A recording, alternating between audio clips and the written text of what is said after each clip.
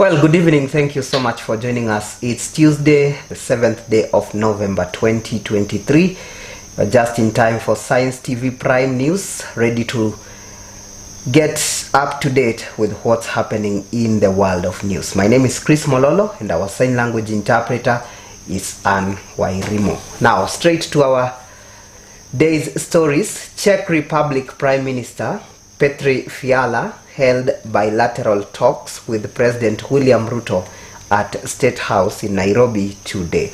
The two leaders discussed a wide range of issues, including trade, investment, security, and cooperation in development. President Ruto welcomed Prime Minister Fiala to Kenya and expressed his gratitude for the Czech Republic's continued support for Kenya's developing agenda. Prime Minister Fiala said that the Czech Republic is committed to strengthening its relationship with Kenya and that he is looking forward to work with President Ruto to achieve their shared goals. The two leaders also signed a number of bilateral agreements, including an agreement on trade and investment, an agreement on security cooperation, and an agreement on development cooperation. Watch. Following the Czech-Kenya Business Forum yesterday, attended by more than 120 companies from our two countries and which Prime Minister Fiala graced with his presence, I am confident that Kenya and the Czech Republic will witness higher levels of commercial and trade activities that will spur increased investment from Czech companies into Kenya in diverse fields in our economy. Czechia companies' investment in Kenya will be a most strategic decision for both our two countries. The Africa Continental Free Trade Area, a market, as I have said, of 1.3 billion people, is currently being organized, and Kenya's vantage point will afford Czechia companies unimpeded access to this market. And in conjunction with Kenya's ratification of the EU Economic Partnership Agreement, Kenya offers a compelling array of benefits unmatched in our region.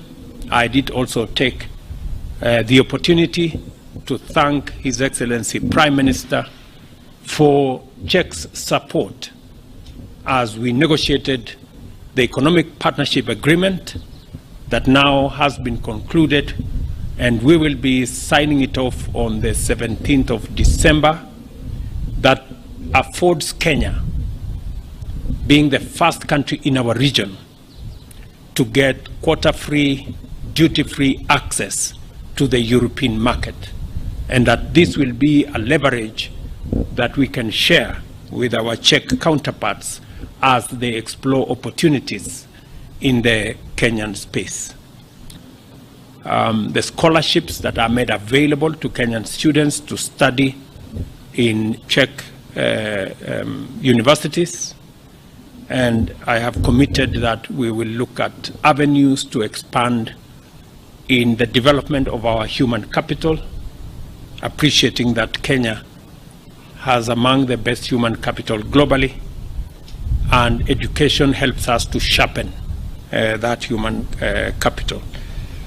I've also congratulated him on the partnership on agriculture that is going on with the county of Nakuru to look at opportunities that would better unlock the potential we have in the agricultural space.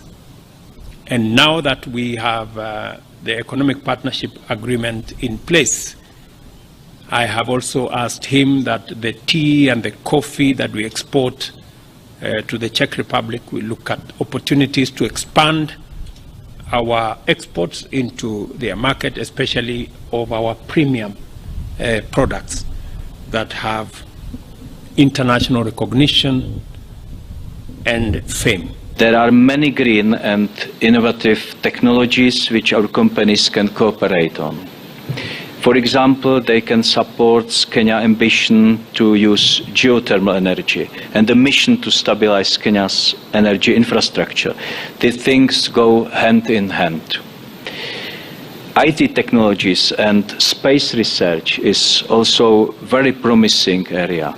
Our high-tech companies already work with Kenyan partners on development of small satellites. I really appreciate our common project to save northern white rhinos. It shows way forward and it brings many experts together.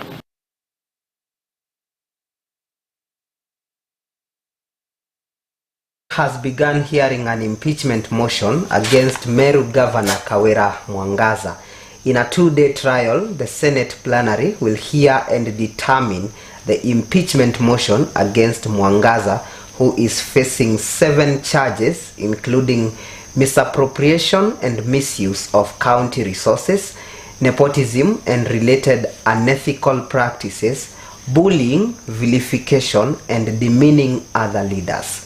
While appearing before the Senate on Tuesday morning, Governor Mwangaza pleaded not guilty to all the 7 charges leveled against by county MCAs.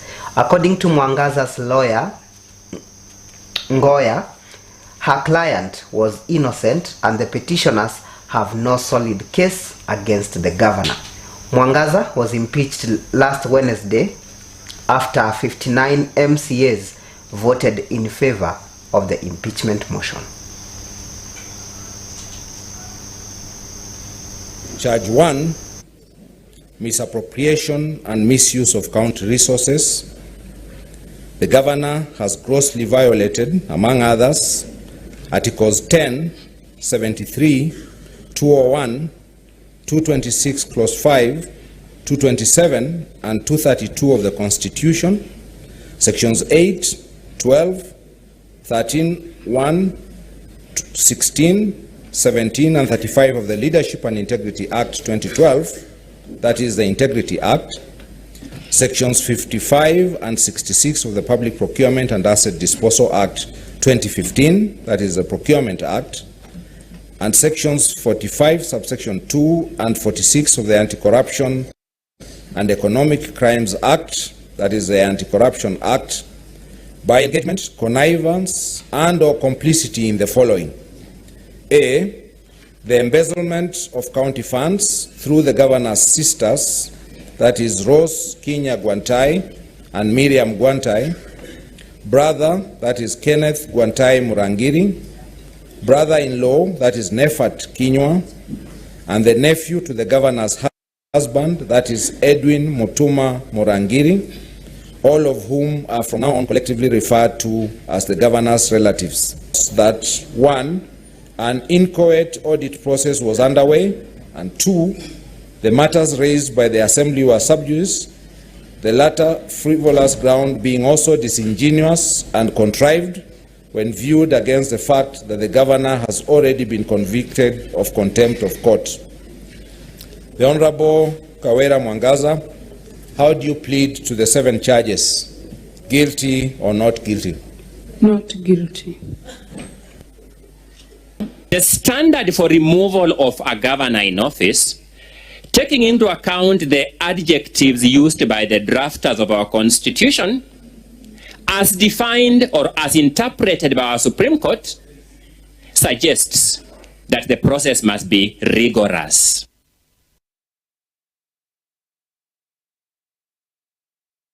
Still on matters impeachment, Deputy President Rigathi Gachagua on Monday arranged for a truce between Kiambu Governor Kimani Wamatangi and the members of the County Assembly. The Kiambu MCAs had threatened to move an impeachment motion against Governor Wamatangi. On Monday, the Kiambu governor told 86 MCAs and MPs at a day-long meeting at the DP's official's residence in Karen that he was willing to work with the MCAs to implement development projects. The MCAs and the governor are expected to hold a 3-day meeting from November 23rd to resolve outstanding issues and submit a report to Deputy President Rigathi Gachagua. We would want a situation where you are working together with the governor so that you are also relevant on the ground, because all politics is local and politics is presence. I would want a situation where you and the governor work together when you go to inspect development, when you go to launch development, so that the governor can take credit and you can take credit as well. Yeah?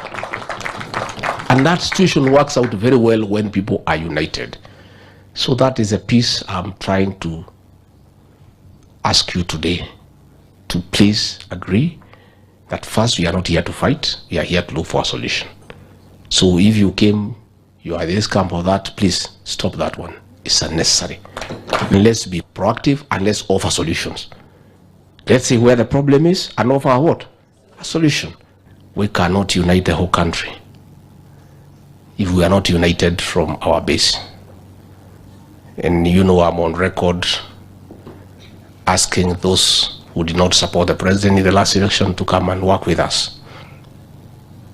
It cannot be that I'm asking those who are not with us to come and work with us when those of us who we were together, we are fighting. It doesn't make sense. I don't think even anybody would want to join a house that is fighting, that looks divided. Our bursaries moving forward will be disseminated at the ward level.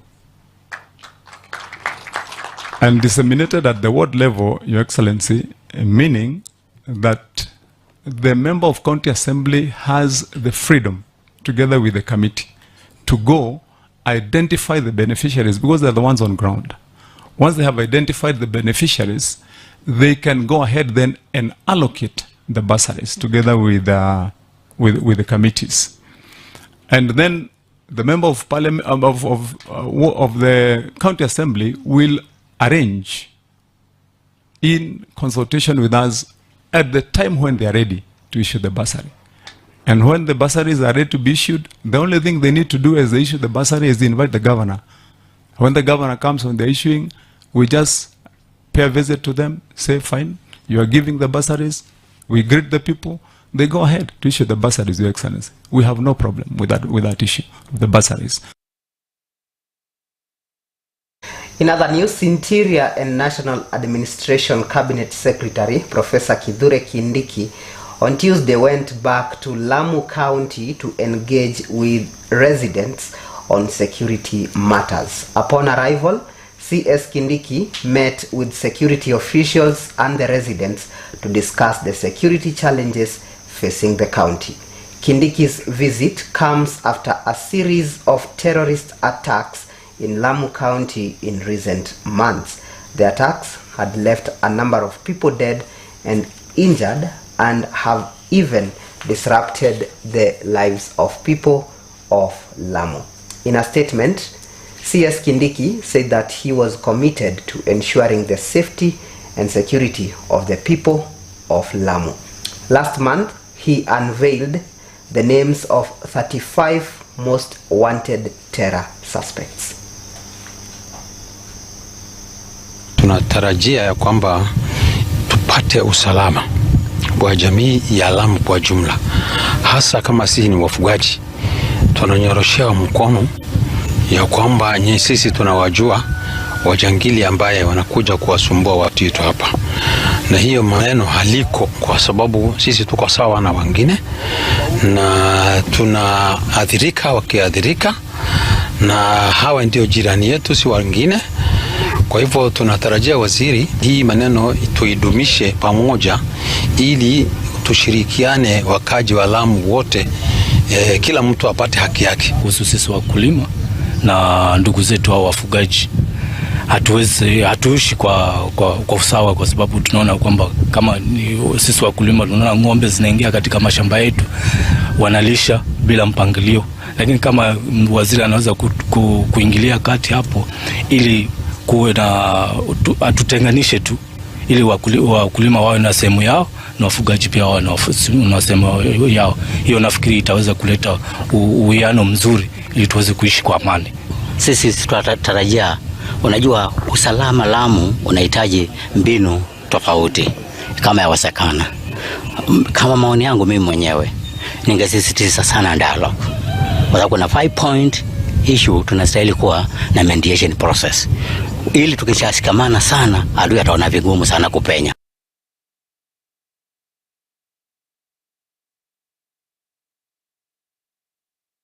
Right, on that note, let's take a quick short break right here on Science TV Prime News. We are coming back with the remaining stories. Keep watching.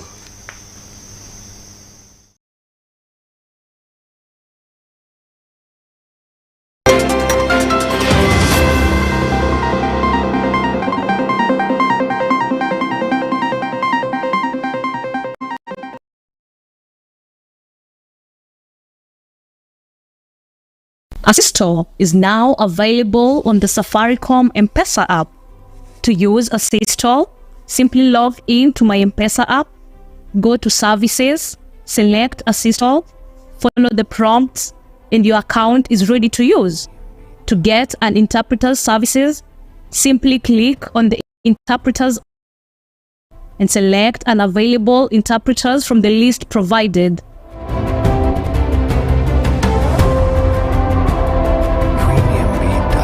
Assistor, sign language interpretation at your fingertips.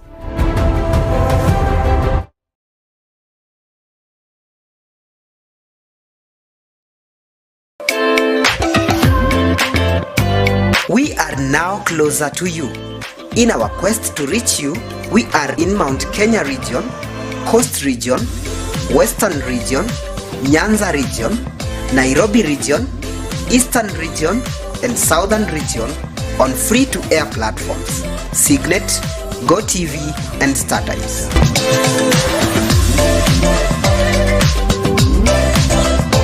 And to make things even better, you can now watch us online on www.sciencetv.co.ke/live on any internet device, your phone, tablet, laptop, and desktop computer from anywhere in the world at any time. Science TV, leaving no one behind.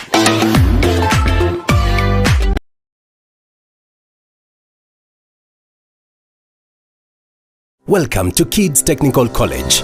Our priority is to prepare you for opportunities in a career of your choice. We are a registered NEC examination center and are accredited by TVETA, CASNEP, and NITA. We train diploma, certificate, artisan, and professional courses in business studies, catering, hospitality and tourism, cosmetology, engineering, social sciences, counseling psychology, health sciences, Kenya Sign Language, ICT, driving, and CASNEP courses. Call 0725-857976. Kids Technical College, creating opportunities.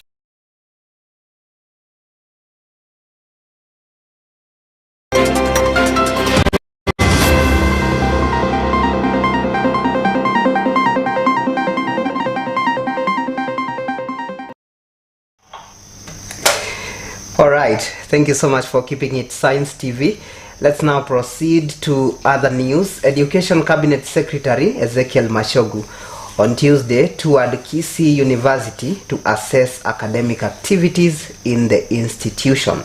The visit comes after the university enrolled more than 10,000 first-year students this year. While addressing the press, CS Mashogu reiterated the government's commitment to ensuring that students receive quality education.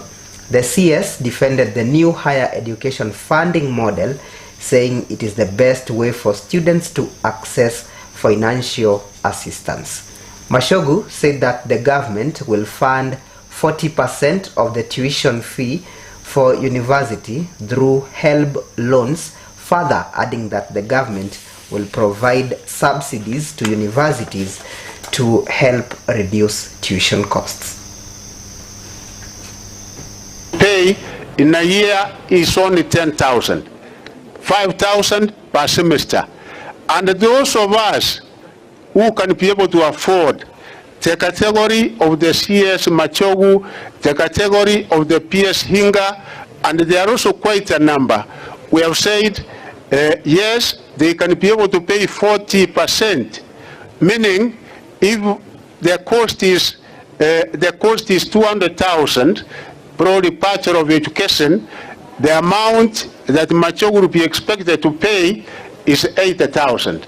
So this particular system, unlike the one before, looks at issues that is going to ensure accessibility in our higher education, such that we don't rock out those particular students, those children coming from families that cannot be able to pay the required amount at any given time. And we have said that it will be scholarship, it will be loan.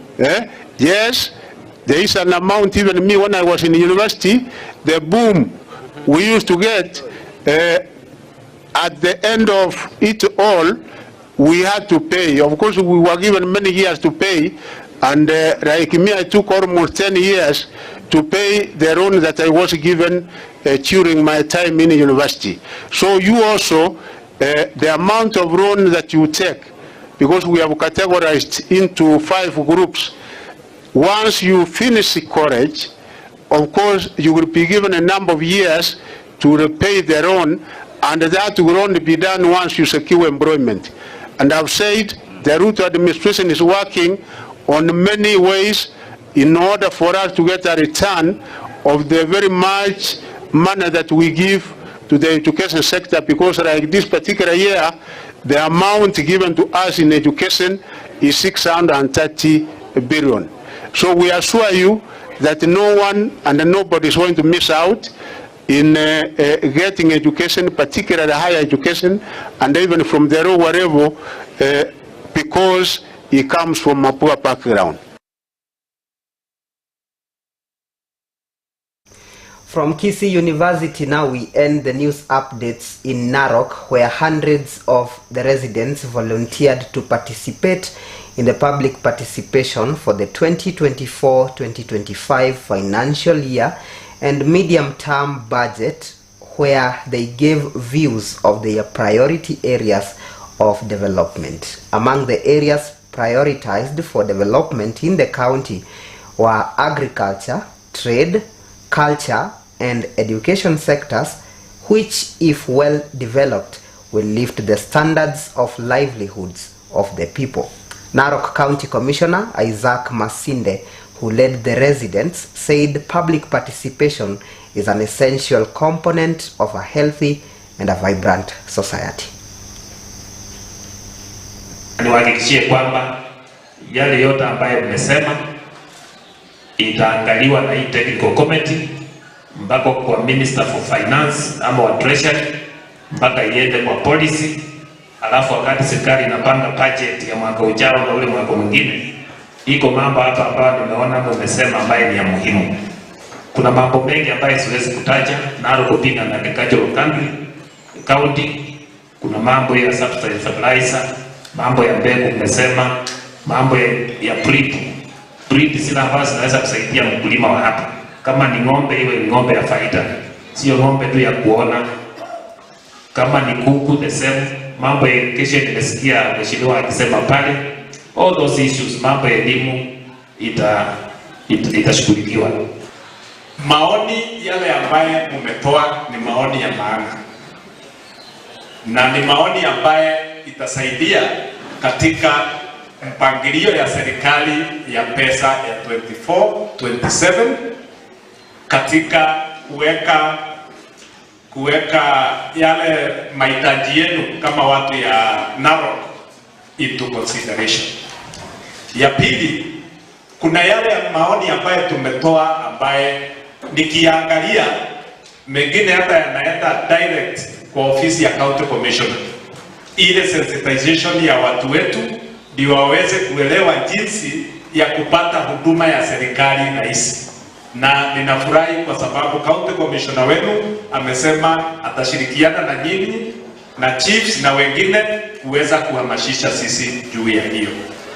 Maoni mengine yameangukia squarely kwa county government ya county government ya Narok, na pia nina furaha sababu tuko na officers kutoka county government ambaye pia wataweza kuchukua hiyo maoni yenu, wanaweza yachukua na kutekeleza mara moja, ama wakati watakuwa wanafanya mikutano ya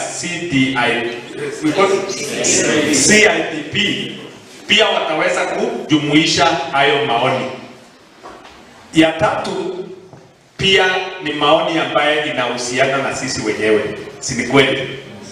Hata sisi pia tumeweza kuelimishana, si ndio? Ile kitu labda ulikuwa hujafikiria mambo yake yameongelelewa hapa na ukaona, na pia ukawa na information zaidi, si ni kweli?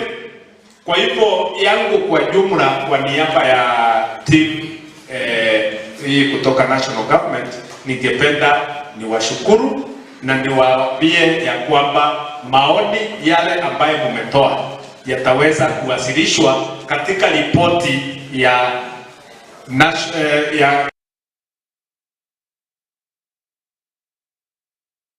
Well, that's it for the news updates. We hope you are now up to date. We thank you so much for your company. And Ben Werangai is coming up with sports news in just a bit. But if you are a football fan, you'll agree with me that the English Premier League is getting more interesting and enjoyable to watch. Arsenal fans, which kind of prayers are you praying?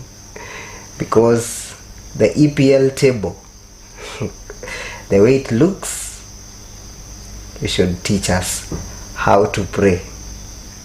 Anyway, that's it. I'm leaving you with Ben Werangai with the sports news. This is Chris Mololo. I have been with Anne Wairimo on sign language interpretation, and on behalf of all that made it a success, we wish you a good night and enjoy the rest of your viewing. Goodbye.